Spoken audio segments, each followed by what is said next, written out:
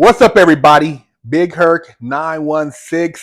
You know how we do it over here. Positivity, motivation. Never settle for average. Go to bigherc916.com. Pick you up some merch. Represent. Hit that like button. Hit that subscribe button.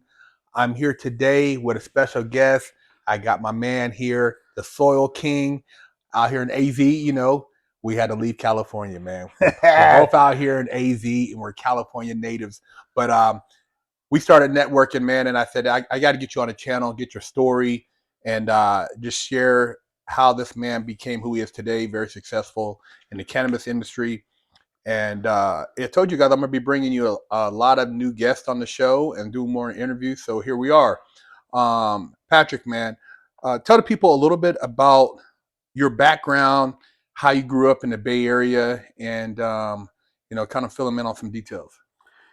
Patrick King, a.k.a. the Soil King, 510, baby, 707, Bay rocking. Woo! North Bay, let's go! Right? 916 right here, That's all right. family, right? That's all right. touching. Yeah, we got them Bay boys. So, I grew up in the East Bay. I got Fremont, Hayward, San Leandro, Oakland, stomping grounds.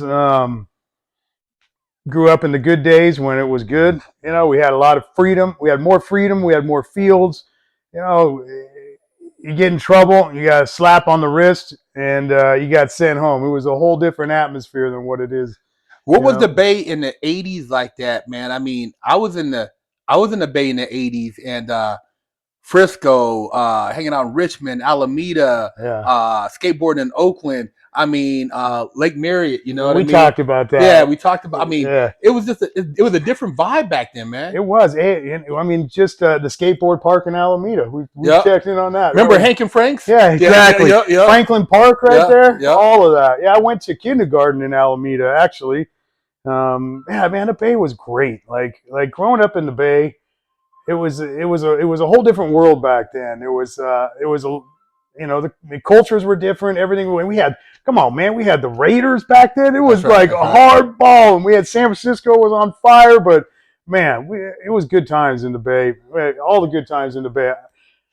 Yeah, it's just so many memories are clicking right now. Well, one thing people don't realize too, as far as the Bay Area, is this cultural diversity.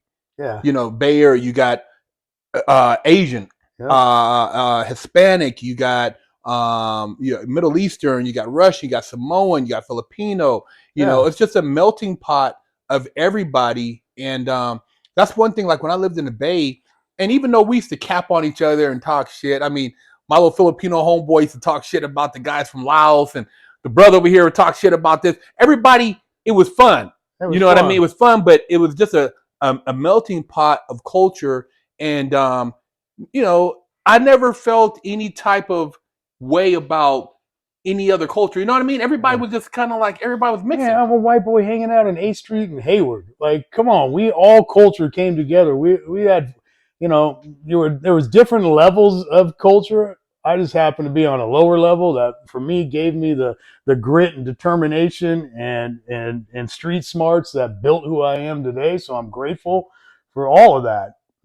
And how did you initially, like, at what point were you kind of getting into like the cannabis scene? My first experience was back a little bit in high school. I've seen people doing it, but like later on when I moved to the Bay, as far as in Santa Rosa, when I was going to junior college. But when did you kind of like filter into that area? It was different for me. I was a child, and so if we remember back in the I call the Soil King. The most common denominator in my entire life is cultivating. It's growing anything. Like there's no segregation in agriculture. I don't give a fuck what it is. I grow it. And when I was a kid, I had a hard upbringing. I was homeless by myself at the age of 12, 13. Came home, knocked on the door, and my mom moved out. And there was an empty house, and I was going to school, washing my hair in a creek, trying to show up. And finally I said, I guess this isn't for me. So I was already cultivating and growing. But the first time I was in handcuffs was at the age of 11 for growing weed in a pine tree. That was at the age of 11. Wow. But I had this infatuation with growing things. Like when kids were all like hammering on the basketball court, man, I was growing everything from flowers to cannabis to food in my backyard. It was my passion. And, growing up in that element, it was bad. I hung out with the older people because they all took care of me because I was the cool young kid, had long hair and didn't have parents and so but it's so crazy that it goes back to like the Led Zeppelin album covers and the Mexican weed. They break it all up Oh, the and the brickweed. brickweed Yeah, yeah. and all the seeds would go down. They'd take the zigzag roller on the album cover and the seeds would go down. I was 9 years old. I was picking those seeds up because I wanted to see what it looked like. And when I got the infatuation of what terpenes are and smelling the different flavors and aromas that cannabis was bringing, it was an attraction to me.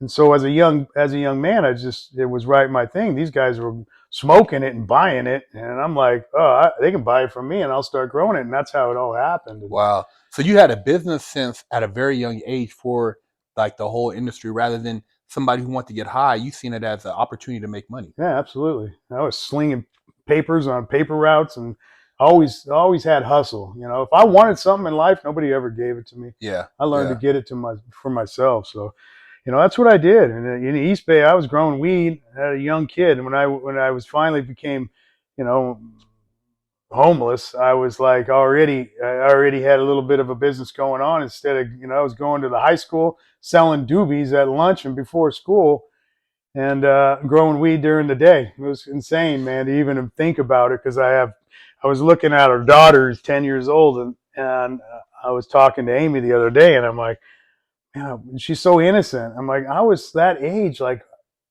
I was so different developed of a mindset. It's crazy. Well, I mean, you look at kids today and the just a sense of entitlement and Yeah. kids just they're oh I got anxiety, I'm stressed out.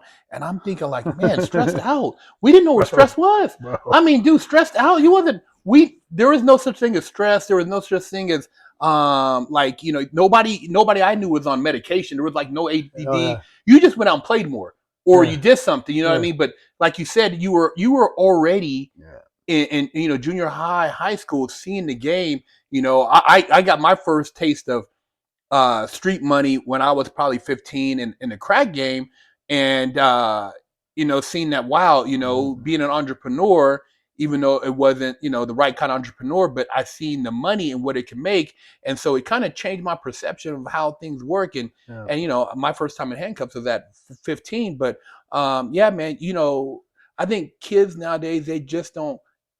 I don't know if they have a sense of purpose or just that they feel like things should just come to them. Because for us, we knew, we had to get out there and hustle, but I think it was different because there wasn't a sense of entitlement.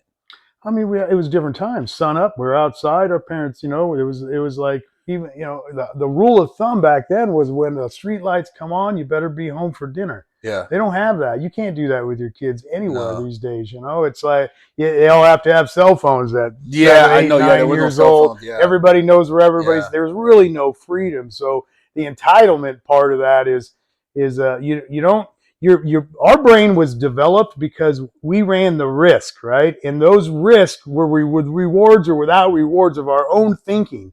And so if we were going to get in trouble, we would get in trouble if we have to actually think about it. Today, kids don't have to think; they don't have anything like that. Do you think too, like the whole chore thing? Because I know, like, I had a chore board, and I had to like take out the trash, if I wash the dishes, mow the lawn, and then I also had a hustle where I would mow people's lawns on base, Yeah, and then I would also had a hustle where I would go and jump in the dumpster and find bike parts, clean them up, mm. and resell them. Yeah, So I mean, there was stuff like that we did that I did as a kid that taught me how to kind of like create money.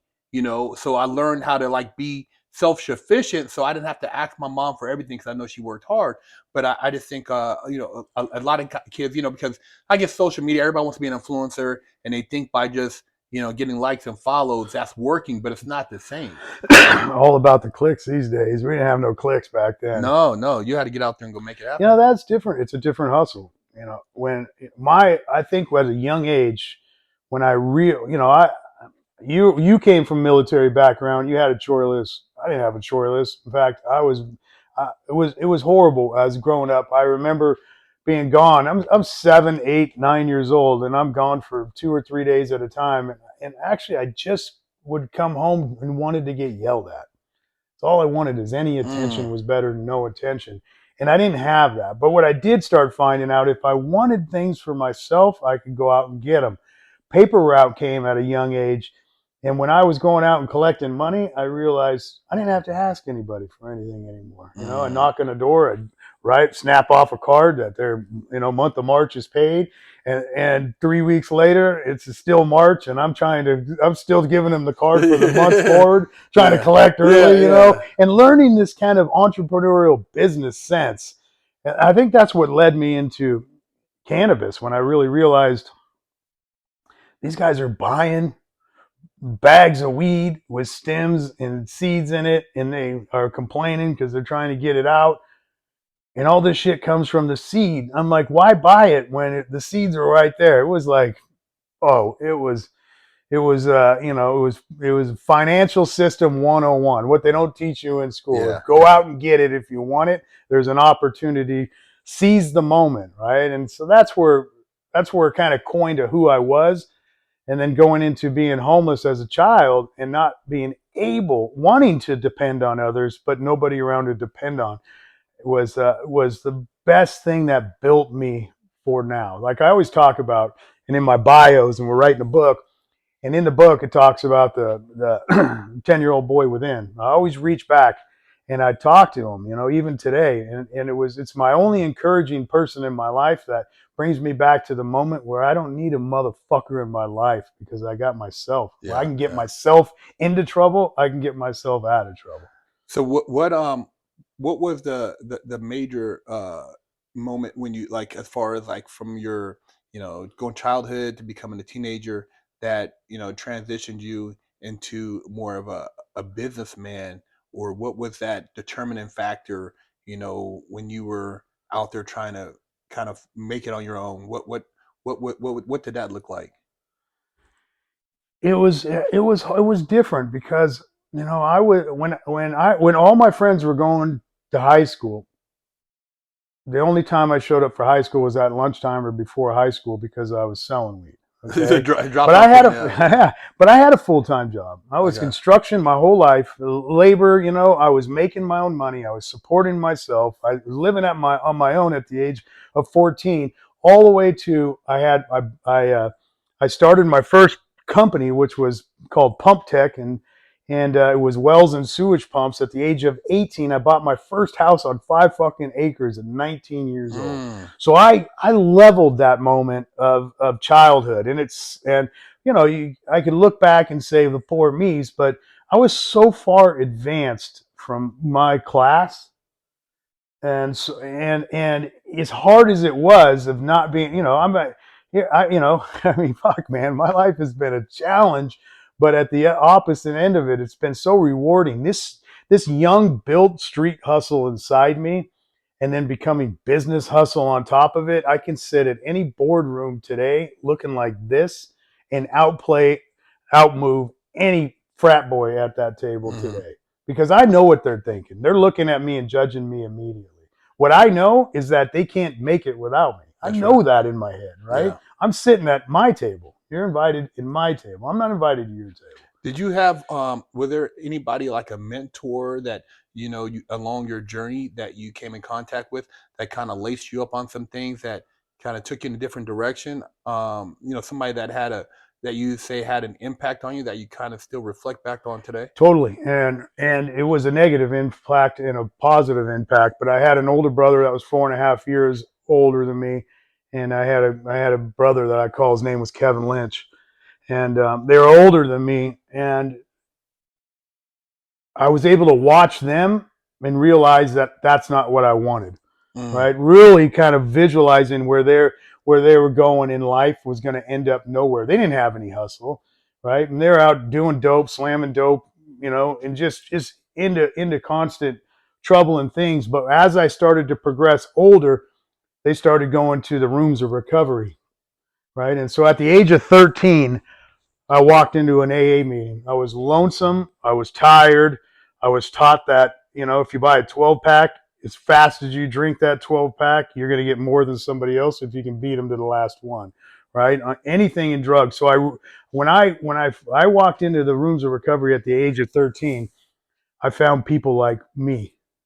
They're older than me, but they accept that everything I was missing out of a family and my parents, I was warm and welcomed into the rooms of recovery, and I Mm. felt belonged. I felt like I belonged. I'm still in the rooms of recovery at 55 years old. Mm-hmm. I'm still built by the 12 steps. I'm completely man built by 12 steps and program, and it saved my life. I know I'm always going out on a limb. I'm always that risky behavior, but at the end of the day, I know how to get back to square one because I have this toolbox that was gifted to me through the Mm. rooms of recovery. And so yeah, so looking at my role models, it worked in two ways. They showed me that as they were going into recovery, that there was something there, Mm-hmm. and so that opened the door for me when I needed it. And for two, when I first walked into a meeting, I was wet and I was cold, and I went in for a cup of coffee. I needed to warm up. I was homeless, Mm. right? And what I found in there was a bunch of people that were warm and welcoming and not judging me. Yeah. And I knew that was where I belonged. And in and out of recovery and prisons and everything that I did going in, I've always had a homes in the rooms of recovery. So telling them what I say with my role models showed me there was a different way, and that opened the door for me. And they also showed me that there was a way I didn't want to end up. They're both dead today. Oh wow. They didn't make it. You know? Wow. So as far as when you said you had bought your first house, 18, 5 acres, um, what transpired after that? I mean, you're 18, man. I mean, you're more successful than most people who are grown-ups, who are adults. So, I mean, what happened with that business once you started that, and how did that turn out? I think a lot of that had to do with I grew up so fast, and I was in a lot of resentment over missing part of my life that I seen everybody else get. Because I Mm-hmm. had to grow up, and I always had the street hustles. I've never stopped street hustling. I had businesses. I've made my own money, but I always played both sides of the tracks. And dipping into the other side of the track, I started manufacturing methamphetamine. I had Mm. a great hustle on that too. And I was living this, I'd still show up for work. I had a paycheck, and I had, side hustle on the side. I was fucking rolling as a youngster, boy. Yeah, yeah, you were I was killing it. I was living the dream, whatever that could be. But there was also wrecking balls that comes associated to that. Yeah, yeah. Right. Once I started using my own product, I started going down a hole I couldn't get out of. And Mm. so when I ended up in my 20s I mean, I did a lot of time. I've done just about 7 years of time in my life, and in one prison sentence and county jails, not counting the psych wards as a child and everything else I've been into in juvenile halls. Oakland Juvenile Detention Center, right? I've Alameda. been there. Yeah, I've been so there. I've done when I was a kid, I did that, and then Santa Rita. I've done plenty of time in Santa Rita, old Santa Rita. If some of you remember old Santa Rita as well, and but then San Quentin, I did that one. That one woke me up because I remember going into it, and I was at a point in my life where I had everything I needed, but I was out of control, and I knew I couldn't pull it back. Like it was going down. So I look at the I look at the walls of San Quentin as a savior to my life. I don't regret any of it. Of course, I was snitched on, right? And the things that put us in those Yeah, places were yeah. the people that you thought you riding dies, and they're setting you up. But I don't regret any of it because again, the recovery saved my ass. H&I, hospitals and institutions inside San Quentin. I looked around, and I knew all my homeboys that were in there, and everybody's like out the gate by 8, in the spoon by noon, packed to the pen by Uh, 10 motto. And if you look at the revolving door, that was happening through, everybody, what is that, getting paroled, not paroled, but going whatever, and you get a parole violation, you get released, you get parole violation, you're on parole outside. It's a whole money scheme, right, as well for private industry. That's right. But the whole idea is you get, their job is to put you back in. And even if you're outside and you're homeless outside, the state's still paying you because you're a number, That's right. right? It's a scam. It really is. But watching the revolving door of these guys that I knew my whole life growing up and people that I really, had some respect for, thought they were, I come from the streets of A Street and Hayward, and all around there. And there's some bad motherfuckers, Some right? serious gangsters, yeah. Serious. And, even Nazi lowriders back then. I don't know if you remember them. Yeah. Right. And watching these guys that were somewhat role models to me come in, they come in and they're sucked up and they build up. They got the most incredible gangster prison stories, man. You hear these prisons, everybody's got these gangster prison stories, how great they are. And they get released, 60 days, 90 days, 120 days, they're back. They're fucking sucked up. Yeah. Right? They are tore back, and all they need is 3 hots and a cot. Wow. That's their lifestyle. And so, I tell people this all the time. And my thing is, I don't look at prison as a flex. You know what I mean? I went there, I made some mistakes, man, but it wasn't like I was in there really walking around like, man, this is, I'm up in here and I'm riding with the homies. I'm programming and doing all this stuff. I was like, man, what the hell was I thinking? Yeah. I was like, man, this is horrible. I can't, my grandma's stressed out. My mom is stressed out. I let my little brother and sister down. I had a lot of people I didn't realize I impacted. I could call. I could hear it on the phone. And you hang up the phone, you look around, and you're like, I got 8 more years of this shit. So it wasn't a flex for me. And and there's so much politics. How were you able to avoid the politics in prison? Because I tell people, if brothers, it's a lot of different like cities, neighborhoods, gangs, but like white guys, it's a lot of, it's pretty serious. Paperwork, where you from? What I mean? It's like they don't play. They'll Peckerwood's fucking. Yeah, they don't. If your paperwork ain't right, you know what I mean? You up out of there. Bring your paperwork to the yard. State prison is so true, man. For you guys. Like I was in the feds, and I don't. A lot of guys. I was in the look. The state is a lot different. In the feds, I was able to kind of network with some white guys because we were doing law and stuff. But in the state, it's even more. It's more racial. How were you able to avoid a lot of that bullshit? It was difficult. First, my mindset. I always had a strong mind, and like I was saying, out the gate, but watching all these guys on this revolving door, immediately I saw it, so I knew I couldn't click with a lot of clicks, and I needed to maintain. My objection was to get the fuck out of there and not come back. Clear as clear could be. Was it difficult? Was it scary? Yeah. I mean, I'm going to tell you right fucking now, going in there and going into prison, I don't give a fuck who you are. That anxiety and fear of what's going to happen next, who you're going to be with or who's going to pull something or, and the worst part about prison I talk about all the time is the fucking segregation. You want to talk about racism. You want to talk about crime.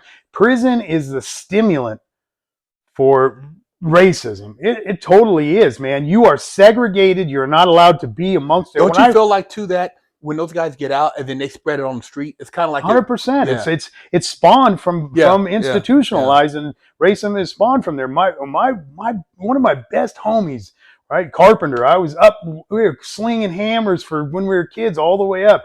Was a brother, black guy, right? Great dude, my homie. And we got in there, we fought our cases. We both ended up in San Quentin at the same time. And I walked over on the yard and I grabbed his cup of coffee and I started sipping off it, right? And I said, I'm like, this is, and so he was clicked on his click, and we see each other and wave like this. I don't give a fuck who was in there at the time. This is my homeboy. Yeah. Right. Yeah. And so we both made a pact that we were going to put each other first and all that. Shit. And I got jacked up, a little bit, but I stood my ground too. So I did. And then some things happened. There's a lot of things happen in there, but. Being a manufacturing methamphetamine, having a street hustle, always having money, working, I was a different I was cut from a different cloth, Plus, which people was knew you from the street, they so knew me they from look. They're the, like, "Oh, that's what's up, man." yeah, So yeah.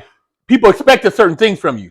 Yeah, and then going in, invited into, the Hell's Angels. They, I knew what that plan would have been. Yeah, I'd have been yeah, cooking dope for the HAs. Like yeah, yeah, I respectfully decline, but those are my homeboys too. So it's a yeah, hard position. You don't, it's. But I stood my ground. Like I've always, I ride alone, man.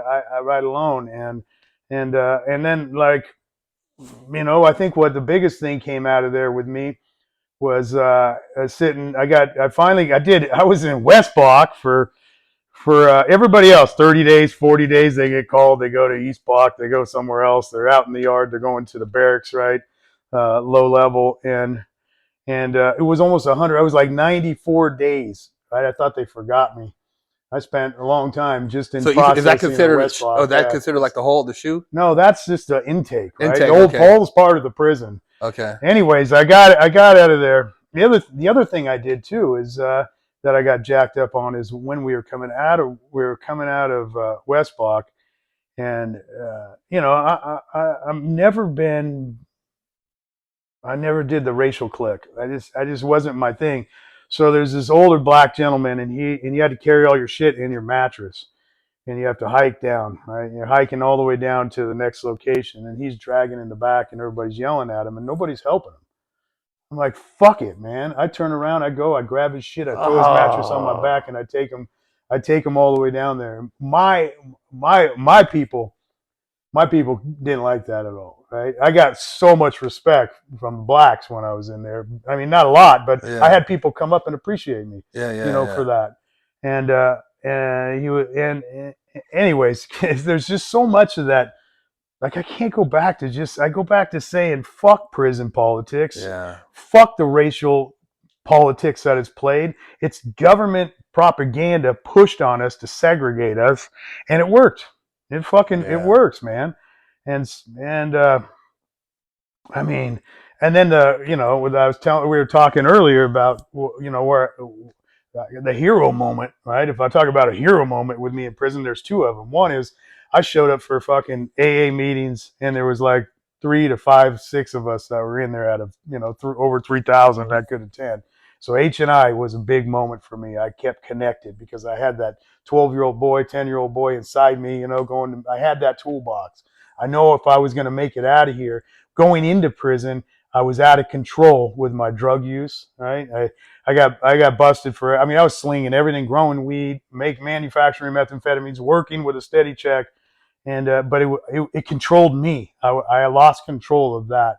So the tools of recovery in the prison really set me straight, man. It really gave me what I needed, and just knowing there's a few other people like me, that are accepting of I'm powerless, right? I'm powerless over fucking drugs. Yeah. And so that was one of the hero moments I think that came out. And the other one, the great moment that came out of it was I finally got taken down to the barracks logo. I forget what it's called. It's yeah, off the top of my head, but where it's open barracks. And there was this dude that was next to me, big white boy, and you could just tell, a Chester when you fucking see a Chester. You could look at his lip and it's usually sweating. Yeah, Like yeah, you yeah. get right. So I had this weird feeling of this dude in the first place, bigger than me. Yeah, he was 40, 43 years old at the time. I was 20s, and I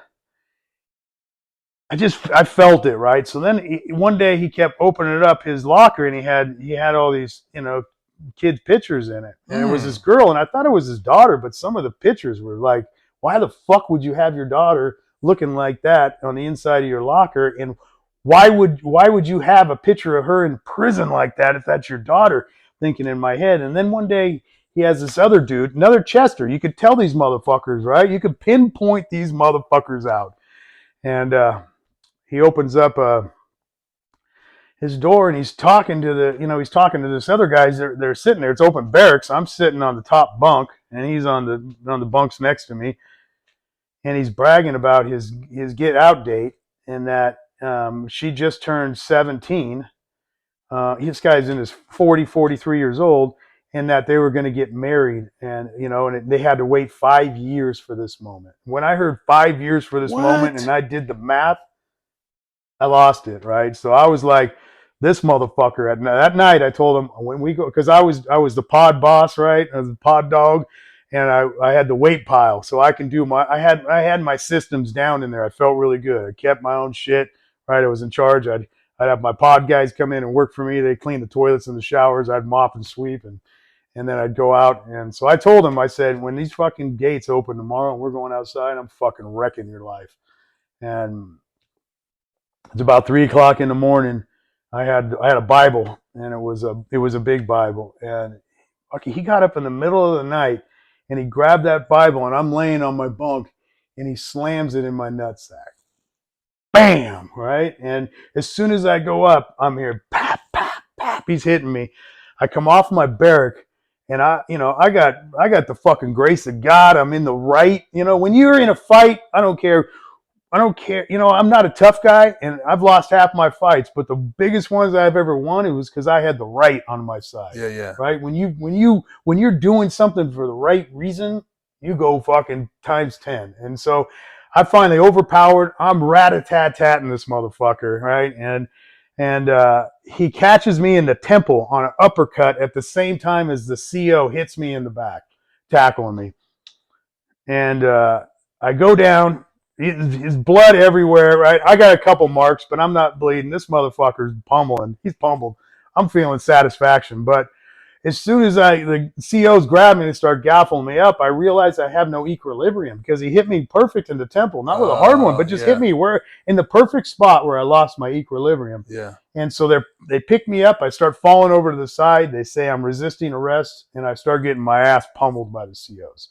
Right. And so I wasn't going to say that I'm dizzy. Like I had everybody, fights on, right? And I'm like, and I whooped his ass, and my homeboys are fucking over there all yelling, this motherfucker, right? King's got it. And anyways, they go into the room. I lost my equilibrium for fucking 3 days. Oh, shit. On one temple punch. And so as they're taking me from the barracks up to AgSeg, the hole, I can barely walk. Right, I'm going side to side, so they still think I'm resisting arrest. And I get to AgSeg and in the hole, and I get pummeled. I'm pummeled by the COs. Right? At this point, I'm resisting arrest, and I'm fighting back with them. They're going to teach me a lesson. And so, it is what it is, right? It is what it is. I'm feeling good because I called out at Chester, and the blood on the concrete floor was enough for me to feel good. Job done. Going from that moment on, I was taken up. I was transferred because they put him in a cell actually down from me. And when I heard about it, I'm yelling, "Motherfucking child molesters!" They gaffled me up, and they took me and they put me into if you have death row on the other side of AgSeg, and overflow of death row is up on the top. So they put me up on the 5th tier of the top floor. And my life changed up there. And when I went up there, they gave me my boxers, no mattress. I was in there for days and days and days, fucking with no t-shirt, no socks, just fucking boxers on concrete. Because I'm now I got a jacket of being, somebody that wants to fight the police, But like when people found out that guy was a molester, bro, that's what I'm saying. Yeah, the homie's like, what? He was on the yard? Like, that's like major because if there's a molester and somebody knows and doesn't do something, you're almost as bad as not doing it. 100%. Yeah, 100%. So I went through this whole thing with AgSeg and this lifer that was, it was a lifer that was up there with me, and he's it wasn't death row, it was life on the other side. Lifer I was right up with. He's like, he kept telling me, is it time for you to listen? And he goes, I've been here for so many years. I'm never getting out. He goes, I don't know what that looks like on the outside. I don't know what the lights are. I don't know what stoplights look like. He goes, son, you're on the last tier of life. He goes, I was just like you. And in the mornings, you're hearing the Mexicans, they're doing all their rituals, and the white guys do their rituals, and we're all doing it in our cage together at our certain time. Then we're brought out to the cages, right? And we're all either have a black cage, a Mexican cage, a white cage, or the all cage, all inclusive, right? And I'm like, so all this fucking segregation, and this guy keeps telling me, he goes, they're on the last tier of life. You need to fucking listen to me. And I'm thinking, he goes, I was just like you. He goes, I made it to this fucking tier, and I'm never getting out. These motherfuckers won't kill me. Like, I'm stuck here. I can't get out. I can't get a court date. Nothing. And he goes, you're on the next tier of life. And I was thinking to myself, is exactly it, man. When I was a child, I couldn't wait to go to juvenile hall because I hung around older guys, and all the stories we hear about all these prison and jail stories were cool, right? And jail's not fucking cool. Yeah. But the stories are attractive to our younger generation. You know, when people were going to county from juvenile hall, I was stuck in county. I couldn't wait to go to I was in juvenile hall. I couldn't wait to go to county jail. By the time I got to county jail, everybody's in the pen. I didn't have no pen stories, man. I left behind. I couldn't wait to get to the pen. So I started thinking and rationalizing the last tier of life. This guy's right, man. This is what I have to look forward to. This is my life. This is what I fought so hard to be. Oh, man, my life's changing. And that's where when I got out the next time, I ended up going in recovery or going and finding H&I when I got out. But when I got out, did some time in AgSeg. When I got out of AgSeg, I was going down through the yard. Actually, they put me in not West Block. It was East Block. There was, the one. Anyways, so I stayed for another month. But anyways, when I got chambered up, locked up, taken down, I was putting me back in the barracks. I was going down to the yard and I was carrying my stuff. And when I went to the yard, I had everybody. It was one of the best moments of my life still, is that I had Mexicans, I had blacks, and I had whites. Because I found a fucking child molester and I lit it up and I did my duty inside there. Yeah, and today, this feeling right here feels the same right now as it did that moment. Right? Fuck your segregation. Fuck your racism. We're fucking one and we take care. We all came together for that moment. Yeah, right? yeah. Same fucking politic. Yeah, no matter where you are in whatever prison system that I've been across, molesters, man, there's no pass. And all this shit now trying to, whatever they're trying to categorize it at, man, anybody's child that you violate, bro, that's a wrap. It's a wrap. That's a wrap, I don't care who you are, what race you come from. It doesn't matter. We're all on that same. We're one nation, one team when it comes to that. There is no segregation when it comes to that shit. Like we're all in that together. Yeah, I'm totally agree with you, man. Yeah. So then that was that, Kid. Officially, I only got one real spanking my entire life. My mom did the best a 14-year-old could do, raising me with love and instilling values that will last a lifetime. I was a straight-A student and lived to make her happy. So how did I go astray? A horrible stepdad that stole my self-worth and invoked fear turned me into a person that I struggled to overcome. From skateboarding to selling drugs, gang banging in juvenile hall, I got caught the same way many young promising men get caught up. I struggled to find my identity, getting mixed up in shootouts, crime, and the adult entertainment industry. This roller coaster continued as I juggled college, hustling, and Hollywood, eventually catching a federal bank robbery case. I found redemption in prison while serving a 120-month federal sentence and came out a man on a mission. I became a social media influencer with over 500 million views on YouTube and a life coach mentoring people all over the world. This is my journey.